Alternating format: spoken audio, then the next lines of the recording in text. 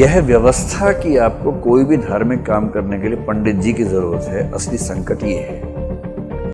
जय जय श्री राम दोस्तों, जय जय श्री राम।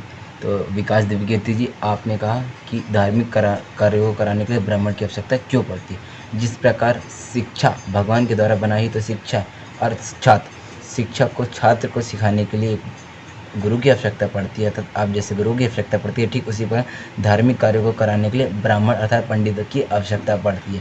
जिस तरह एक थाली में भोजन है और मुँह, इसके बीच में हाथ की जरूरत पड़ती है, क्योंकि थाली से भोजन उठा के मुँह में हाथ की जरूरत पड़ती है, ठीक उसी प्रकार धार्मिक कार्य कराने के लिए ब्राह्मण की आवश्यकता पड़ती है।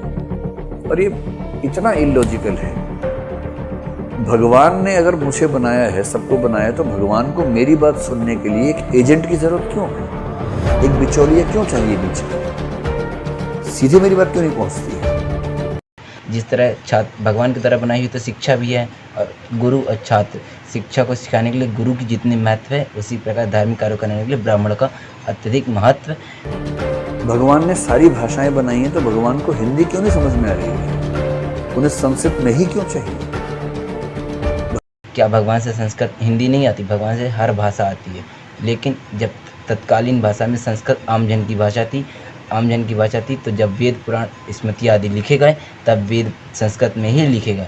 अब इतिहास को तो भुलाया नहीं जा सकता है, तो आपको भी याद रख। भगवान ने सबको बनाया, तो उनको एक वर्ण विशेष के व्यक्ति ही क्यों चाहिए बात पहुंचाने के लिए? एकदम इलॉजिकल, अतार्किक है। तो हम तो मानते हैं कि अगर भगवान है तो वो इतना क्रूर और भेदभाव करने वाला नहीं हो सकता कि वो कुछ व्यक्तियों को लाइसेंस जारी कर दे जीवन भर के लिए कि तुम पैसा कमाओ सबसे और मेरे तक उनकी बात पहुंचाओ। आपने कहा कि भगवान तो इतना निर्दय नहीं हो सकता किसी के लिए लाइसेंस जारी कर दे, तो भगवान इतना भी निर्दय नहीं हो सकता कि आपको किसी भगवान के द्वारा बनाई हुई विद्या में आपको किसी में पारंगत कर दे और हमें शून्य रखे। अब भगवान इतना निर्दयी तो हो ही नहीं सकता। अब इसके बारे में आप जवाब दीजिए हमें।